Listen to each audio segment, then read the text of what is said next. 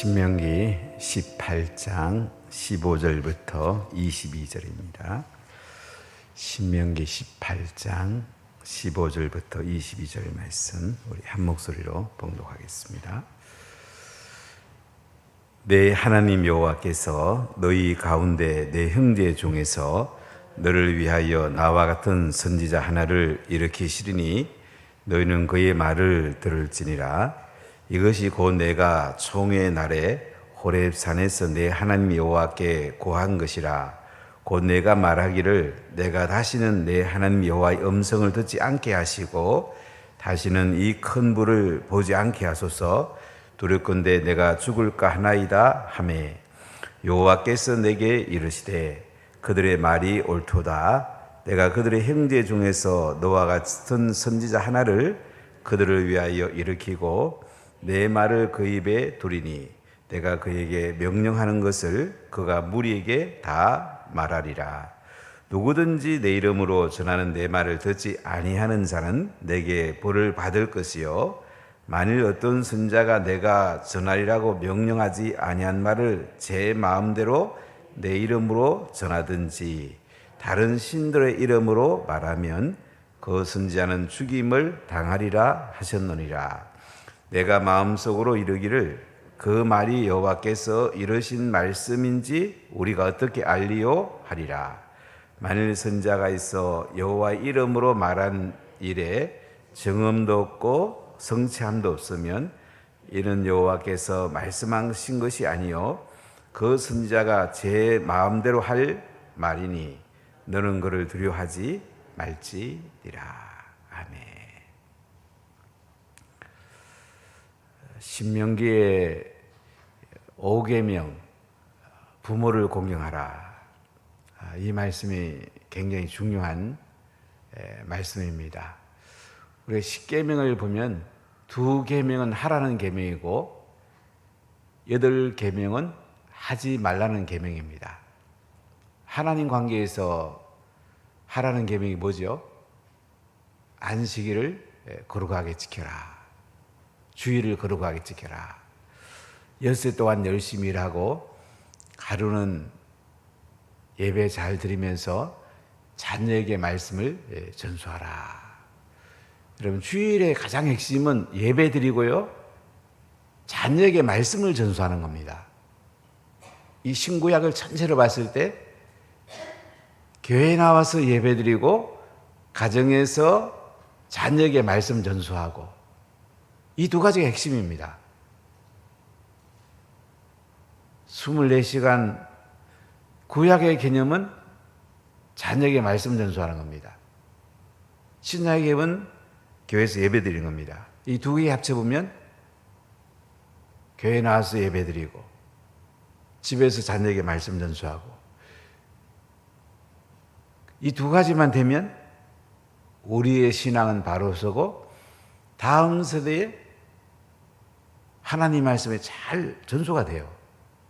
갈수록 은혜와 복이 흘러갑니다. 이게 참 중요한데 구약적 개념을 우리가 많이 약화되다 보니까 신학적 개념만 가지고 예배드리고 또 뭐 여러 가지 교회 사역 물론 중요하죠. 그러나 자녀에게 말씀 전수하는 것이 안식일의 핵심입니다. 주일의 핵심은 부활하신 예수님을 예배하는 것이고요. 이 두 가지 핵심을 여러분들이 잘 잡아야 됩니다. 그리고 또 한 가지 하라는 계명이 뭐죠? 내 부모를 공경하라. 그리하면 네가 생명을 길고 복을 누리리라. 너는 네 하나님 여호와께서 명령하신 대로 내 부모를 공경하라. 그리하면 내 하나님 여호와께서 준 땅에서 내 생명이 길고 복을 누리리라. 신명기 5장 16절 말씀. 출애굽기 12장 12절하고 약간 차이가 있습니다. 차이가 있는 게 이제 내 하나님 여호와께서 명령하신 대로 요 구절이었고요. 그 다음에 복을 누리리라. 요 구절이 없는데, 신명기는 시내산에서 받은 모세가 십계명과 율법을 풀어서 설명했다 이렇게 보시면 돼요. 설교한 거니까요. 한돌 동안 설교한 거니까요. 근데 5계명과 연계해서 중요한 리더십을 이야기합니다. 재판관과 지도자는 검찰, 경찰로 보는 게 좋습니다. 그러니까 사법제도에 대한 얘기하고요. 그 다음에 왕에 대한 얘기하고요. 그 다음에 레위인과 제사장 얘기하고요. 오늘 선지자에 대한 얘기합니다. 그러니까 내 부모를 공경하라와 연계해서 그 구체적 설명으로 이제 율법으로 4가지 리더십에 대해서 이야기합니다. 후대의 재판관은 왕 리더십에 포함되기도 했습니다. 그래서 구약의 가장 중요한 리더십은 왕, 제사장, 선지자입니다. 이것을 예수님이 십자가에 피 흘려 죽으시고 부활하시면서 이루시게 되죠. 예수님은 왕 중의 왕이시고 대장이시고 대선지자입니다. 이게 예수님 안에서 통합이 되고 이루어지게 됩니다. 이 권력이라는 것은 사람이 남용하기 쉽거든요. 부패하기 쉽습니다. 그래서 우리 헌법에 보면 대통령, 국회의장, 대법원장, 헌법재판소장, 이 사건 분립으로 이렇게 되어 있다고 볼 수 있는데요. 사법제도 굉장히 중요하죠. 대법원, 헌법재판소. 그래도 제사장, 재판관, 왕, 선지자 중에 제일 먼저 재판관에 대한 얘기를 하는데요. 재판관의 핵심은 뭡니까? 공의로 재판하라. 핵심이 공의로 재판하는 거예요. 재판을 굳게 하지 말고 사람을 의번호 보지 말고 뇌물 받지 말고 공의로 재판하라. 여기 핵심이 있습니다. 그러면서 17장 초반부에 보면 이제 이를 성신에게 절하는 사람은 돌로 쳐 죽이라. 나 외에 다른 신을 섬기는 사람은 돌로 쳐 죽이라 그러면서 17장 8절부터 13절까지 내용 보면 이제 이 재판정에 대한 이야기를 하고 있는데요. 각 성읍에서 재판하기 어려운 거, 다투거나 구타를 하였거나 이런 표현이 8절에 나오는데요. 살인죄인지 과실치사죄인지 이 분별이 잘 안 될 수 있거든요. 형법을 공부해보면 미필적 고의와 인식 있는 과실 구분하기 되게 힘듭니다. 그래서 인식 있는 과실은 과실치사죄가 되고 미필적 고의는 살인죄가 됩니다. 이제 우리 형법으로 보면 그렇게 교과서에 설명을 하는데요. 구분하기 힘들거든요. 그러면 여호와께서 택하신 곳 실로나 예루살렘에 있는 성전에 가서 대법정에 물어봐라. 그래서 이거 나중에 살해되는 공의가 됩니다. 71명이 대법관이었다고 그럴까요? 대법정에서 이제 판결하게 합니다. 교회의 재판권은 당에 있습니다. 행정권하고 재판권은 당에 있는데요. 성도들이 잘못했을 때에 재판을 열 수가 있죠. 시리권을 많이 한국교회가 행사하지 않는 것이 좋은 점도 있지만 또 질서에 손해를 보는 경우도 많이 있습니다. 이 교회도 보면 삼심제거든요. 교회에 당회가 있고 노회 재판정이 있고 그다음에 총회 또 재판정이 있습니다. 여기 보면 이제 이스라엘 백성들 가운데 성에서 재판이 안 되면 잘 판단이 안 되면 지방법원이라 볼 수 있겠죠. 대법원, 사내들은 공회에 재판을 올려서 판결을 받아라. 재판관의 가장 중요한 공입니다. 그 다음에 왕에 대한 이야기를 해요. 17장 14절부터 보면 왕 이야기의 핵심이 뭐냐면 고난 남용하지 말아라. 왕은 책임에 대한 것을 강조합니다. 그래서 이스라엘 백성들 가운데 왕이 돼야 되고 병마를 많이 두지 마라. 군사 의지하지 말고 하나님 의지해라. 하나님 왕이시거든요. 교회는 신정 정치를 하는 곳이지요. 민주주의를 하는 곳이 아닙니다. 순종이라는 책 2장을 읽으면 잘 설명하고 있습니다. 이게 한국교회에서 성도들이 많이 오해를 하고 있는 것 같아요.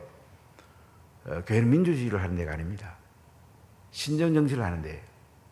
왕이 하나님입니다. 그리고 하나님을 의지하라는 거예요. 군사를 의지하지 말고 하나님을 의지하면 하나님이 싸워서 이기게 해준다. 그 다음에 아내를 많이 두지 말아라. 미혹에 빠질 것이다. 은금을 많이 쌓아두지 말아라. 그리고 항상 성경책을 곁에 두고 하나님을 경외하기를 배우고 말씀을 지키라. 그리고 교만하지 말고 겸손하라. 왕에 대해서는 책임을 많이 얘기합니다. 우리도 5년간 대통령이 고난 남용하는 걸 참 많이 봤습니다. 진영으로 갈라치는 것을 참 많이 봤어요. 참 대통령 고난이 참 많습니다. 대통령 고난을 남용하지 말고 책임을 지는 것이 중요하다. 이게 핵심입니다. 그 다음에 18장 1절부터 8절에 제사장 얘기 나오는데요. 제사장의 핵심은 뭐냐면 이스라엘 백성들이 제사장에게 11조와 좋은 것들로 잘 섬기라. 이게 핵심입니다. 잘 읽어보면 그 리더십의 핵심 메시지가 있는데요. 재판관은 공의로 재판해라. 왕은 고난을 남용하지 말아라. 제사장에 대해서는 백성들이 잘 섬기라. 이렇게 핵심 메시지가 들어있어요. 자, 우리 18장 보시면은 3절로 5절까지 한번 보겠습니다. 제사장이 백성에게 받을 목은 이러하니 곧 그 드리는 제물의 소나 양이나 그 앞다리와 두 벌과 위라 이것을 제사장에게 줄 것이요 또 내가 처음 거둔 곡식과 포도주와 기름과 내가 처음 깎은 양털을 내가 그에게 줄 것이니 이는 네 하나님 여호와께서 내 모든 지파 중에서 그를 택하여 내시고 그와 그의 자손에게 항상 여호와 이름으로 서서 섬기게 하셨음이니라. 그러니까 제사장은 하나님 앞에 제사를 드리고 또 백성들을 가르치는 일을 합니다. 중보기도 하고 백성을 잘 가르치고 예배를 주관하는 일을 합니다. 제사장에 대한 이야기를 보면 백성들이 제사장과 레위인에게 11조를 잘 드리고 좋은 곳으로 잘 섬기라. 이게 또 포인트가 있어요. 보면요. 그리고 9절부터 14절 내용은 이제 가나안 땅에 들어가서 가정한 것을 본받지 마라. 그러니까 점한다든지 아들이나 딸을 불가운데로 인신 제사 드린다든지 여러 가지 그 가정한 일을 하지 말아라. 그러면서 선지자 이야기를 하거든요. 가정한 일을 하지 말라는 이 얘기는 제사장과도 관계 있고 선지자도 관계 있어요. 그러니까 백성들이 가정한 일을 하지 않도록 선지자는 하나님 말씀을 바로 전하고 제사장은 하나님 말씀을 바로 가르치라는 거죠. 자, 그러면서 오늘 선지자 이야기를 한번 나눠보겠습니다. 15절부터 22절 말씀인데요. 핵심 메시지는 뭐냐면 선지자는 하나님의 말씀을 있는 그대로 백성에게 선포하라는 것입니다. 선자 중에 바른 메시지를 전하다가 많은 어려움을 당하기도 합니다. 그러나 선지자는 바른 말씀을 전하라는 거예요. 하나님 주신 말씀 그대로 전하라는 거죠. 거기에 포인트가 있습니다. 자, 우리 15절 같이 읽어보겠습니다. 내 하나님 여호와께서 너희 가운데 내 형제 중에서 너를 위하여 나와 같은 선지자 하나를 일으키시리니 너희는 그의 말을 들을지니라. 자, 하나님 여호와께서 너희 가운데서 내 형제 중에서 너를 위해서 나와 같은 선지자 하나를 일으킨다. 그러니까 이스라엘 백성들 가운데 모세와 같은 선지자를 일으킨다는 거예요. 너희는 그 말을 들어라. 너희는 그의 말을 들을지니라. 모세가 이제 한두 달 지나면 이 땅을 떠나가게 되죠. 가나안 땅에 못 들어가게 됩니다. 그럼 가나안 땅을 이끌어갈 선자가 필요합니다. 물론 여호수아가 바통을 이어서 앞장서서 리더십을 이끌어가겠지만 또 선자가 필요하다는 거예요. 하나님이 선자를 하나 일으킬 텐데 너희는 그의 말을 들으라. 자, 16절입니다. 이것이 곧 내가 총회 날에 호렙산에서 내 하나님 여호와께 구한 것이라. 곧 네가 말하기를 내가 다시는 내 하나님 여호와의 음성을 듣지 않게 하시고 다시는 이 큰 불을 보지 않게 하소서. 두렵건대 내가 죽을까 하나이다 하매 여호와께서 내게 이르시되 그들의 말이 옳도다. 모세가 이제 호렙산에 올라가서 하나님의 음성을 듣게 됩니다. 이 하나님의 음성을 들을 때에 큰 불이 나타나게 되는데 이스라엘 백성이 두려워합니다. 죽을까 두려워합니다. 그래서 여호와께서 모세에게 말씀을 줘가지고 이스라엘 백성들에게 전해달라고 백성들이 요청을 합니다. 그들의 말이 옳다는 거죠. 그러니까 하나님과 인간 사이에 하나님의 말씀을 선포하는 선자가 필요하다는 거죠. 자, 18절 같이 읽어볼까요? 내가 그들의 형제 중에서 너와 같은 선자 하나를 그들을 위하여 일으키고 내 말을 그 입에 두리니 내가 그에게 명령하는 것을 그가 무리에게 다 말하리라. 그래서 모세가 이제 선지 하나를 이스라엘 백성들 가운데 일으키게 되는데 내 말을 그 입에 둔다. 하나님께서 모세에게 준 말을요 그 선지자에게 입에 둔답니다. 내가 그에게 명령하는 것을 그가 무리에게 다 말하리라. 그래서 모세를 하나님께서 쓰셔서 이스라엘 백성들에게 하나님의 말씀을 있는 그대로 선포하는 것처럼 하나님이 선자를 일으켜가지고 이스라엘 백성들에게 하나님 말씀을 다 말하게 된다는 말씀이에요. 자, 19절입니다. 누구든지 내 이름으로 전하는 내 말을 듣지 아니하는 자는 내게 벌을 받을 것이요. 자, 선자가 선포하는 말씀을 듣지 않은 자는 어떻게 된다고요? 벌을 받는답니다. 이 선자는 굉장히 중요한 위치에 있습니다. 어떤 면에서는 왕보다 더 높은 위치에 있습니다. 하나님이 사무엘을 선자로 선택합니다. 사울 왕이 선자의 말을 듣지 않았다가 몰락하게 되죠. 사무엘 선자가 다윗에게 기름을 붓습니다. 다윗이 선자의 말을 순종함으로 나라가 번영하죠. 밧세바를 범했을 때에 나단 선자가 다윗의 죄를 지적합니다. 그때 다윗은 바로 선자 앞에 무릎 꿇고 하나님께 용서를 빕니다. 이 구약의 선자는 굉장히 중요한 역할을 합니다. 하나님 말씀을 있는 그대로 선포하는 분이기 때문에 이 선자에 대해서 말씀이 전해지면 순종하라는 거예요. 아니면 벌 받는다는 거예요. 20절 같이 읽어볼까요? 만일 어떤 선자가 내가 전하라고 명령하지 아니한 말을 제 마음대로 내 이름으로 전하든지 다른 신들의 이름으로 말하면 그 선자는 죽임을 당하리라 하셨느니라. 또 선자에 대한 말씀도 합니다. 선자에게 하나님께서 명령하지 아니한 말을 제 마음에 있는 대로 하나님의 이름을 전하면 어떻게 해요?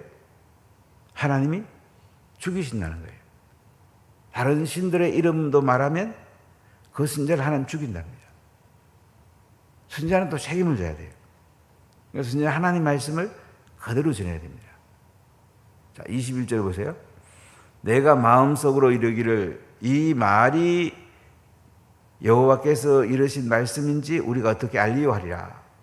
그 백성들이 아니 여호와께 주신 말씀인지 우리가 어떻게 합니까? 그러니까 22절 같이 읽어볼까요? 만일 선자가 있어 여호와 이름으로 말한 일에 증언도 없고 성취함도 없으면 이는 여호와께서 말씀하신 것이 아니요 그 선자가 제 마음대로 한 말이니 너는 그를 두려워하지 말지니라. 근데 선자가요 여호와 이름으로 말한 일에 증언도 없고 성취함도 없어요. 선자가 하나님 말씀을 선포했는데 그 말씀이 자기 말이에요. 그러면 어떻게 된다고요?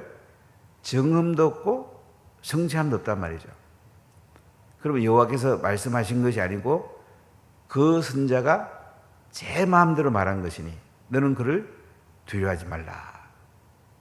이렇게 말씀을 합니다. 여러분 하나님 말씀을 말씀대로 받는 것이 정말 중요하고요. 저는 말씀을 전하는 사람이기 때문에 사실은 하나님의 말씀이 바른지 제가 주일 설교 같은 경우는 책을 한 30권 정도 봅니다. 이 말씀이 하나님 말씀이 그대로 선포되는지 여러 책을 봐요. 왜냐하면 제가 물론 말씀 묵상하고 마지막은 말씀만 보고 설교를 쓰지만 그럼 그 말씀대로 전하기 위해서는 서기하고 주의하는 그 과정이 필요합니다. 다른 사람의 그 성경 해석한 거 또는 원문이라든지 또는 영어라든지 이런 걸 쭉 살펴보면서 바르게 선포하려고 사실은 준비를 많이 할 수밖에 없어요. 자기 얘기하면 안 되니까.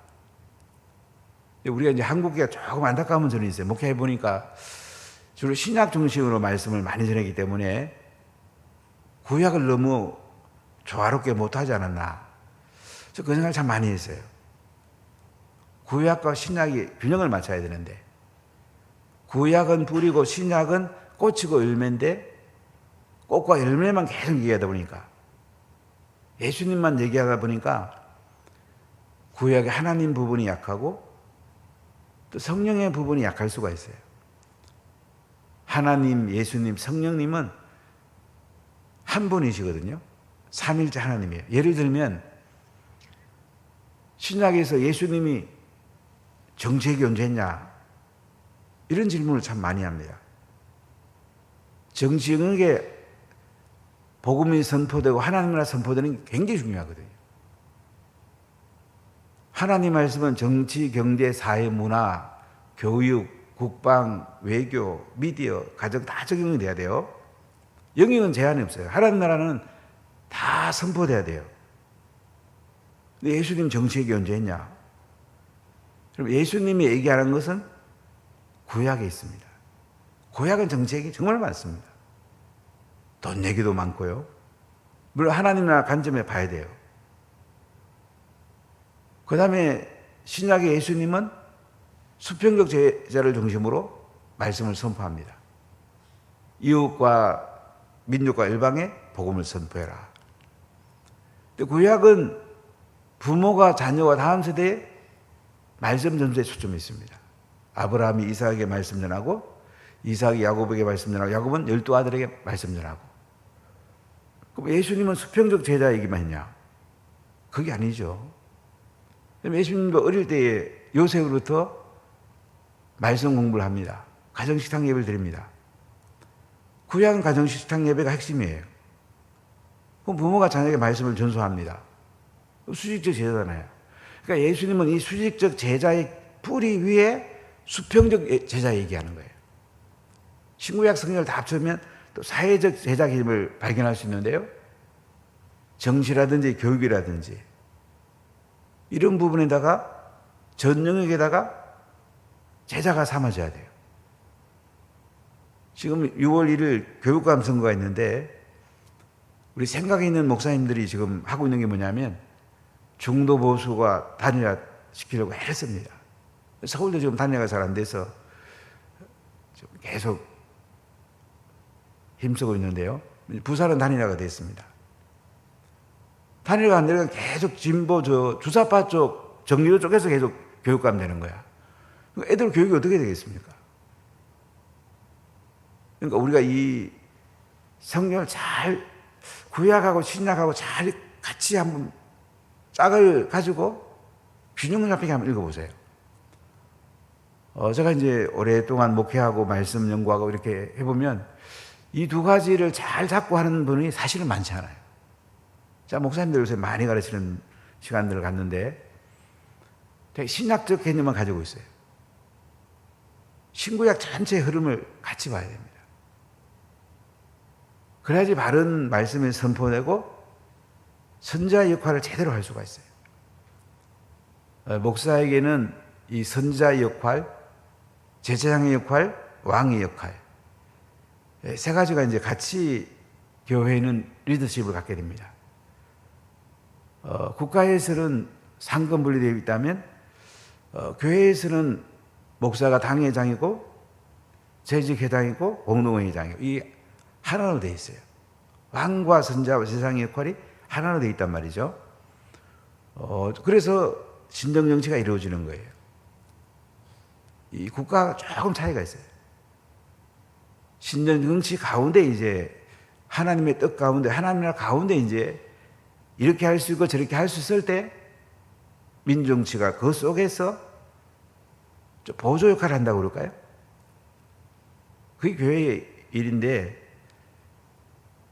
이걸 잘 이해해야 돼요. 사회 원리를 가지고 교회를 보면요, 교회는 바로 설 수가 없습니다. 교회는 굉장히 위기를 맞이합니다. 이걸 잘못 이해하면 이제 목사가 독주하나 독재하나 이렇게 생각할 수 있는데 아니면 성경을 잘 이해해 보세요. 신구약을 같이 보십시오. 내 부모를 공경하라 속에 보면 재판장 공정하게 재판해라.